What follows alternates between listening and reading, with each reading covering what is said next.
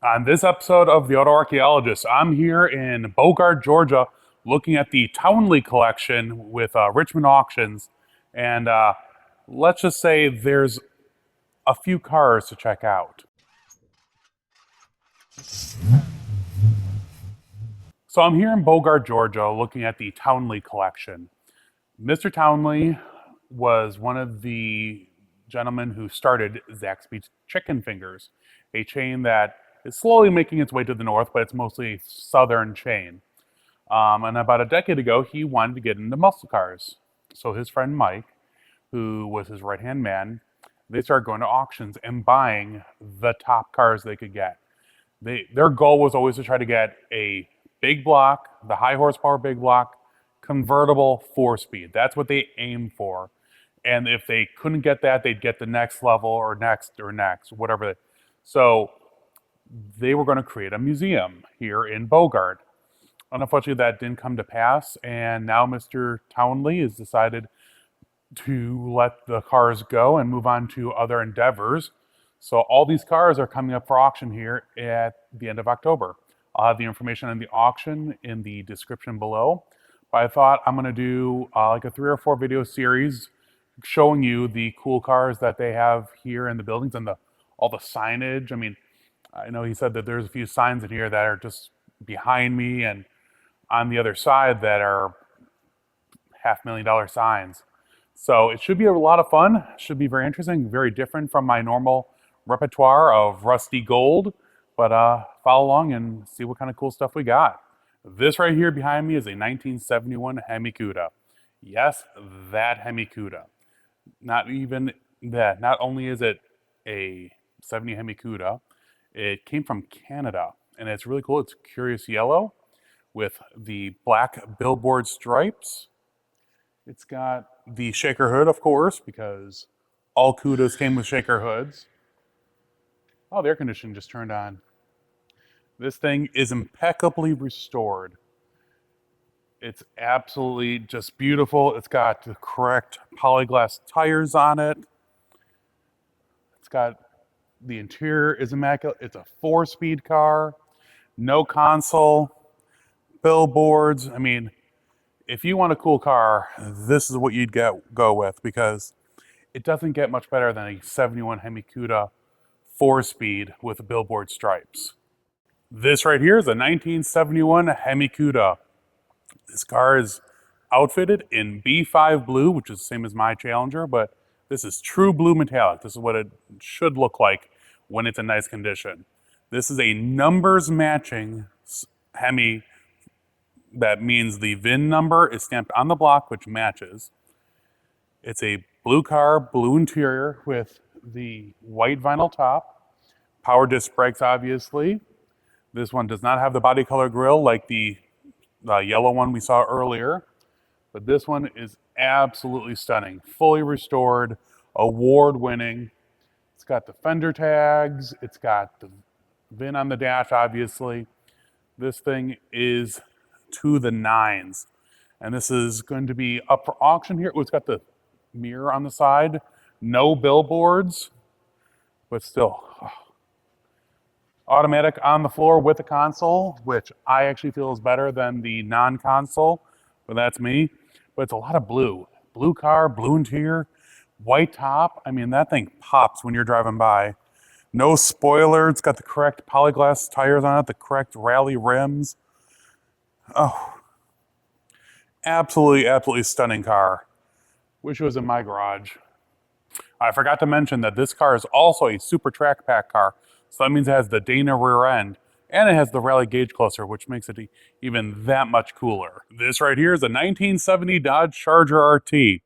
And being that it's a 1970, it was available with the 440 6-pack option, which this one does have.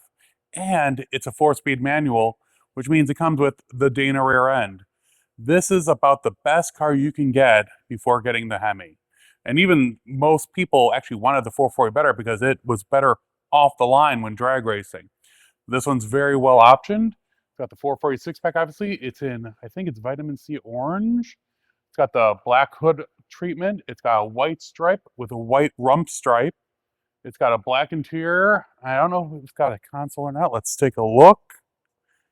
It is a console 4-speed with the pistol grip, full rally gauge cluster, and actually it's got the wood grain dash like an SC, but it's not an SC. Let's see, it's got the 440 callouts on the hood, which is really nice. The car's been fully done and restored. It's got, yep, the fender tags here, VIN tags there. They do match. Okay, it's V2. But this thing is just absolutely incredible. I mean, no expense was spared on this restoration other than need some polyglass tires to be 100% accurate. But a very, very cool car. Oh, power disc brakes. Ooh, yeah. 3-speed wiper. This thing is cool. This right here is a 1970 AAR Cuda. AAR stood for All American Racers, which was Dan Gurney's race operation. And he ran one of these in 1970 with his team. This right here is a factory sublime or a limelight 70 AAR Cuda with the 340 6-pack. All AAR Cudas came with 340 6-packs from the factory. This one came out of the Bob Malcolm collection and is just about the best one you can get. I mean, it is perfect. You can see the paint's perfect. It has correct rally wheels. It has the AAR Cuda and TA Challengers were the very first ones to have staggered wheels from the factory, the tires. It has small ones up front, bigger ones on back. This one has body color mirrors. It's an automatic on the floor, but it's got the nice interior with a standard gauge cluster. It's got the ducktail spoiler, which all AAR Cudas came with. These were, of course, one-year only options. And this one is coming up for auction in October. This right here is a 1970 Plymouth Superbird. One-year only option. Some like them, some don't. I know they had a little bit of an issue, but this is very unique. This car has just over 7,000 miles. This is a true survivor. It's a 440 6-pack with a 4-speed with a bench seat, and its numbers matching. The engine, the trans are original, untouched basically, other than maintenance. The paint's original. I mean, this thing is an absolute time capsule, and it runs and drives. I know because that's what I was told. But this thing, I mean, I've seen them in, I've seen a twin to this car in the rafters of a guy's shop, a Hemi one. And they always are just absolutely incredible.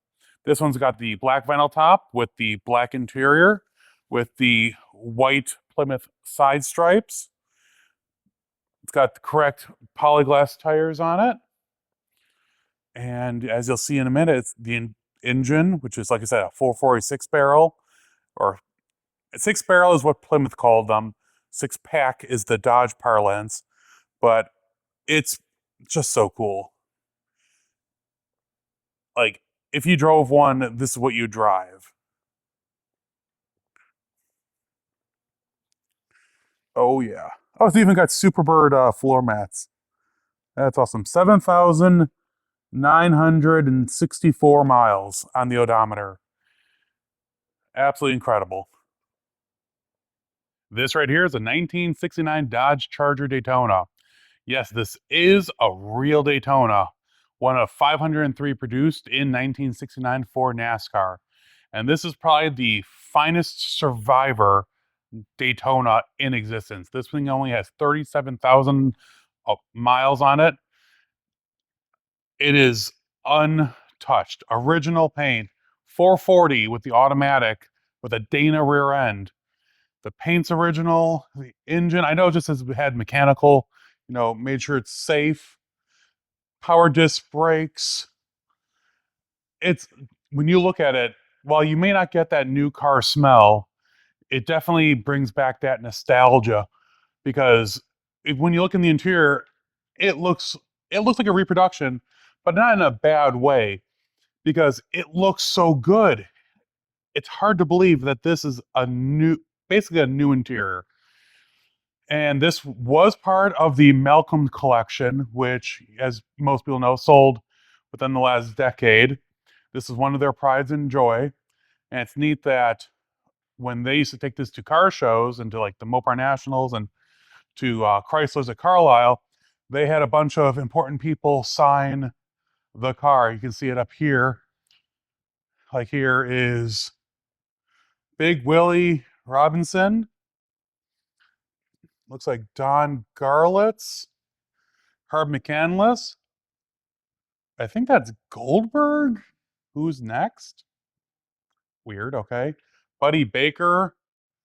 Buddy Cunningham, I think. Keep the Faith. Something, something. 2011 Nats. So this thing is a true time capsule.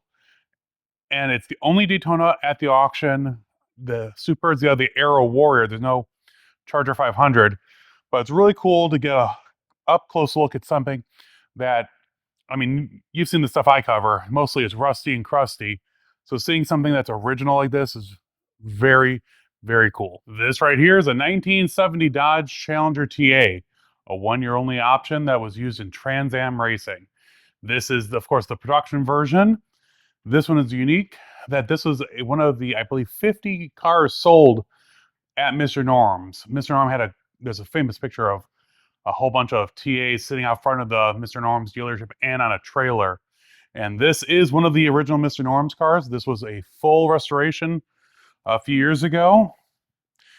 The information I have says that it has all the Mr. Norm's paperwork and it's been fully documented. It is a 346 pack with a 4-speed and the 391 rear gear and the 8 3/4 rear end.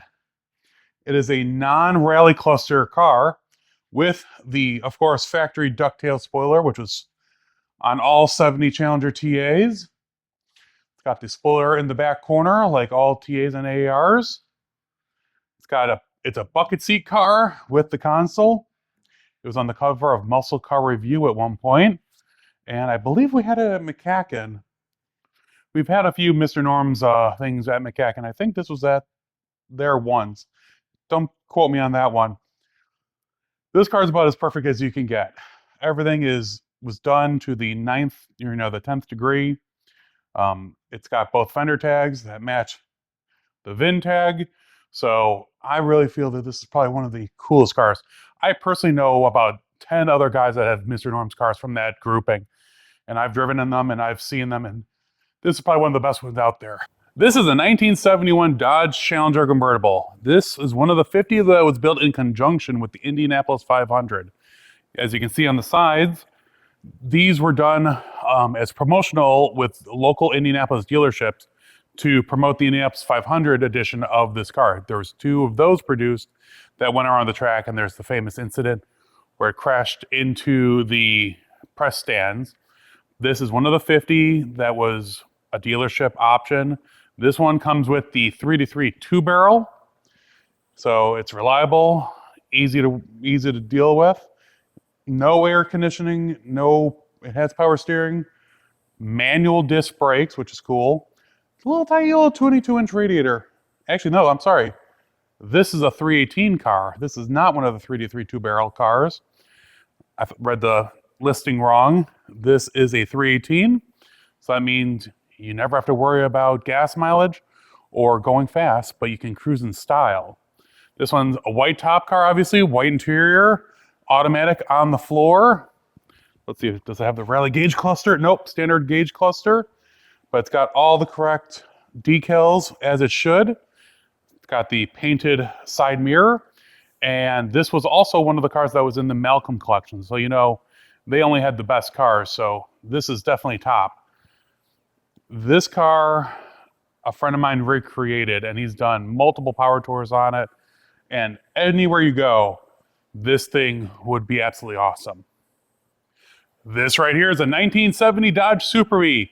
You're like, okay, it's a Superbee. It's in burnt orange, FK5. What else is special about it? This is a legit 426 Hemi car with a 4-speed, and it's a bench seat.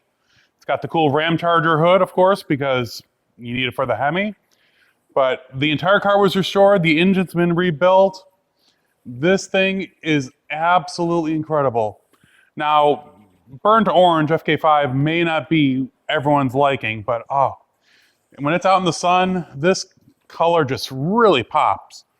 And you can see, weirdly, that's a manual drum brake car, manual steering, 2-speed wiper, but it is a real R code, because when you look in the fender tag, you see the R right there, and you see the R in the VIN, which means it's a legit Hemi car. And with a bench seat 4-speed. Don't know what that is. Schmutz. But absolutely beautiful.